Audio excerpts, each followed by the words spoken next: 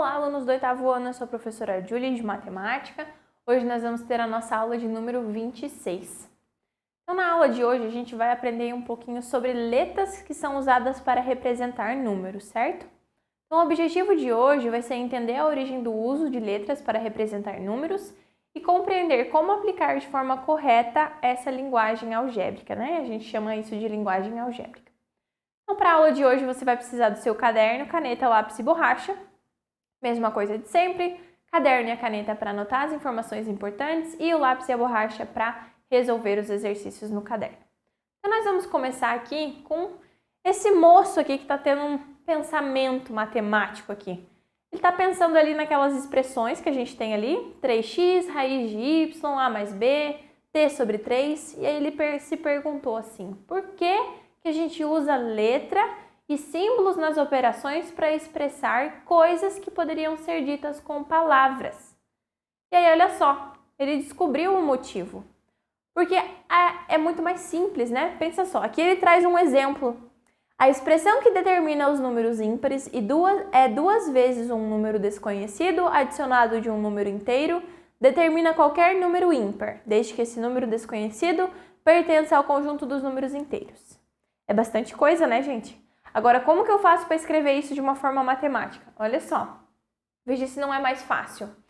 Eu tenho que o número inteiro vai ser duas vezes um número desconhecido, ou seja, duas vezes um número desconhecido, mais 1 somado de um inteiro, né? Adicionado de um inteiro, mais 1, desde que esse número desconhecido pertence ao conjunto dos números inteiros. Então, a gente sabe que o n, ou seja, esse n tem que pertencer ao conjunto dos números inteiros.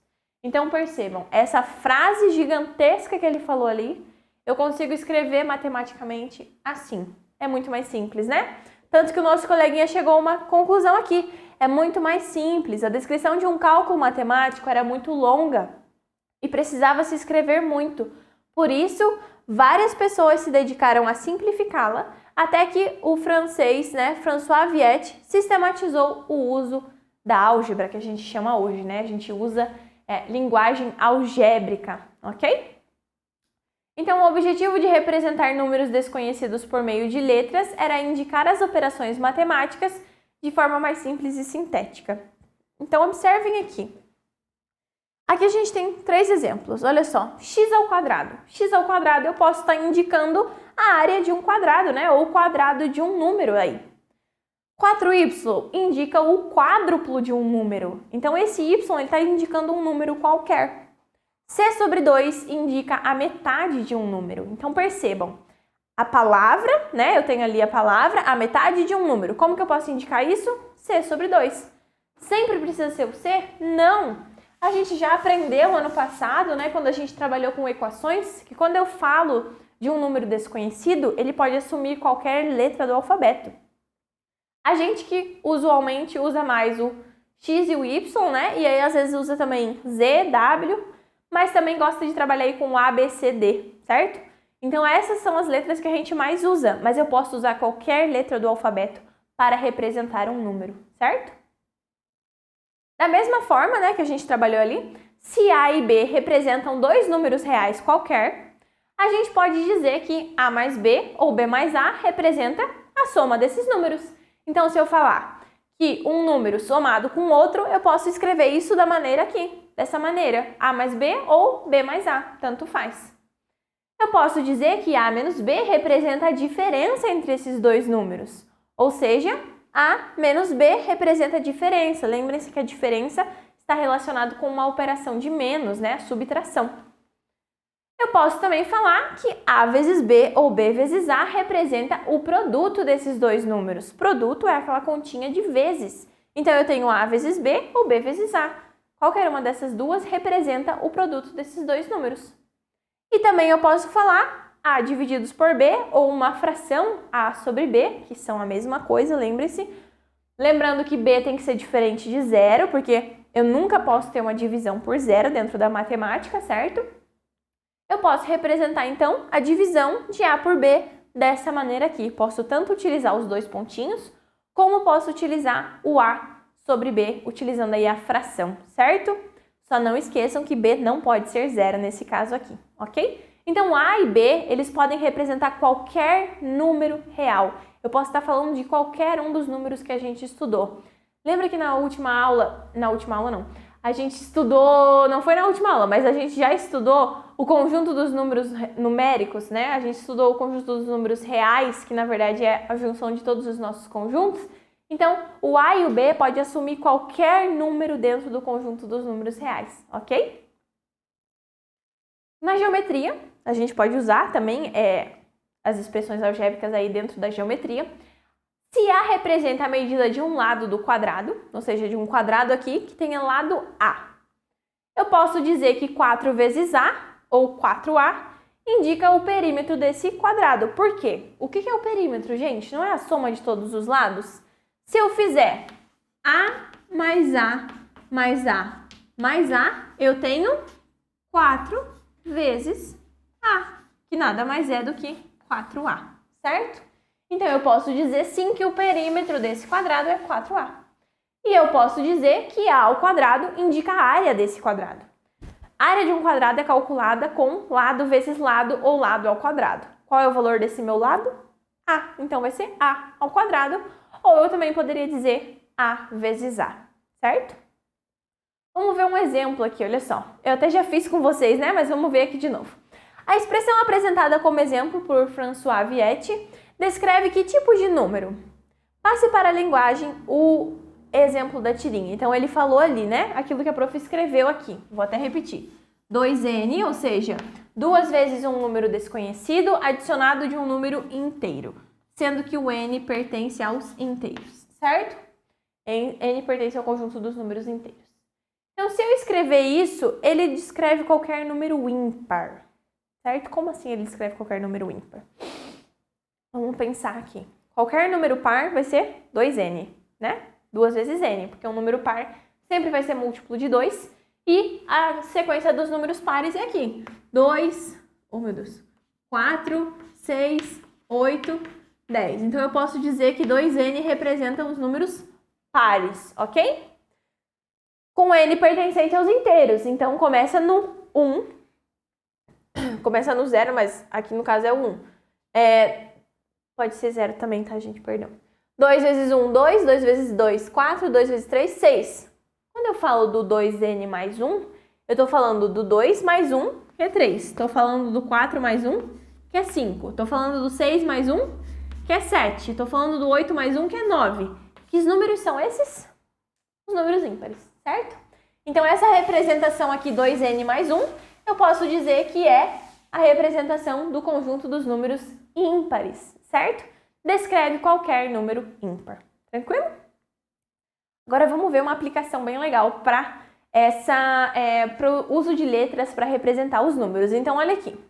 Geraldo propôs a Beatriz, né, que é a sobrinha dele, uma brincadeira envolvendo cálculos. Então, veja só. O Geraldo falou assim para Beatriz. Beatriz, vou adivinhar o seu pensamento. Pense em um número entre 0 e 9. Multiplique esse número por 5. Depois, adicione 7 e multiplique o resultado por 2. Para finalizar, subtraia 10. Que número você obteve? Ela obteve 64. E aí ele respondeu para ela que ela pensou no número 6. Como assim? Como que ele descobriu? Qual é o número que ela tinha pensado? Ele fez isso utilizando matemática. Ele utilizou o x para corresponder ao número que foi pensado pela Beatriz.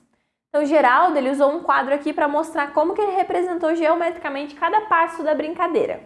Então, primeiro ele pediu para ela pensar em um número entre 0 e 9. Esse número foi o x.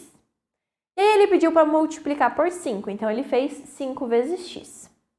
Depois, ele pediu para adicionar 7. Então, fica 5x mais 7. Por fim, ele pediu para multiplicar o resultado por 2. Por isso que a gente usa o parênteses ali. Eu quero o resultado de 5x mais 7 vezes 2, certo?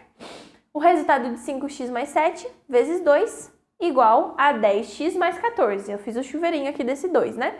2 vezes 5, 10. 2 vezes 7, 14. Fica 10x mais 14. Para finalizar, subtraia 10. Ou seja, eu vou tirar 10 ali, vai ficar 10x mais 4, certo? Qual foi o valor que ela respondeu? Que era 64. Então, 10x mais 4, na verdade, seria a expressão que resume todos os passos da brincadeira. Como que ele fez para descobrir, então? Ele tem que 10x mais 4 deu quanto que ela falou para ele? Deu 64, que foi o valor que ela respondeu. Para calcular qual o valor de x, a gente resolve essa equação como a gente já aprendeu lá no 7º ano. 64, esse 4 que está positivo passa para cá, negativo, 64 menos 4 vai me dar 60. 10x igual a 60, então x é igual a 60 divididos por 10, portanto, x é igual a 6, certo? Bem simples de resolver, não é mesmo? Só resolver a equação aqui, tranquilo? Vamos ver aqui mais uma aplicação, né? Número 3. Como você faria para calcular a área das figuras? Então, primeiro a gente tem que lembrar como que eu calculo a área. A letra A é 1 quadrado. A gente já viu no comecinho dessa aula, né? A área de um quadrado é calculada pelo lado vezes o lado. Então, o lado aqui vale 3. Então, eu posso dizer que essa área é 3 ao quadrado. A área de um retângulo é calculada com base vezes altura. B vezes A ou A vezes B, tanto faz, ok? 2x e y, então aqui é um retângulo de novo, eu vou multiplicar 2x vezes y, que vai me dar 2xy, eu posso dizer também, ok? Das expressões que a gente escreveu ali para representar a área dessas figuras, quais delas foram escritas usando apenas números? Então a gente usou apenas números na primeira expressão, que era 3 ao quadrado, certo? Números e letras. Números e letras foi na expressão C, que foi 2xy, certo? Por último, apenas letras foi A vezes B, expressão B. Então, tá aqui A vezes B, certo? Importante da gente saber.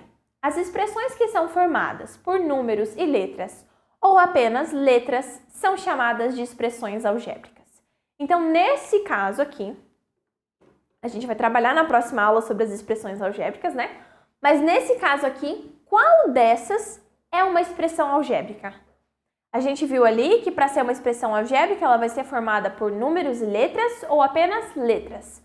Então, no caso, a expressão A, que é 3 ao quadrado, não é uma expressão algébrica, certo? Então, as letras que a gente usa para representar números, elas servem para muitas funções dentro da matemática. Representar medidas, representar números que a gente desconhece, certo? Então, é para isso que a gente usa as letras dentro da matemática. E lembrando que a gente aprendeu hoje, se eu não tivesse essas letras ou esses símbolos matemáticos que a gente tanto conhece e às vezes é tão difícil da gente lembrar, os símbolos matemáticos tão importantes que a gente usa dentro das nossas continhas, a gente teria que escrever tudo e ia dar bastante trabalho, né? Então, a gente usa essas informações para resumir as nossas continhas, para ficar mais fácil, para ficar mais simples e mais visual também para eu resolver. Imagina eu fazer uma conta de uma expressão que é 3 dividido por 4 multiplicado por 2 vezes 3 menos 4. Escrever todas essas informações ia dar uma confusão, né? Agora, usar os sinais que a gente aprendeu da matemática fica muito mais simples e muito mais fácil, não é mesmo? A nossa aula de hoje é isso. Na próxima aula a gente vai aprofundar o nosso conhecimento dentro das expressões algébricas. Vocês vão entender como elas são formadas, como que a gente usa elas, como que se calcula, para que serve. A gente vai ver isso na próxima aula, tá bom? Hoje, a nossa aula de hoje é isso. Eu espero que vocês tenham entendido. Não esqueçam de fazer os exercícios, muito importante.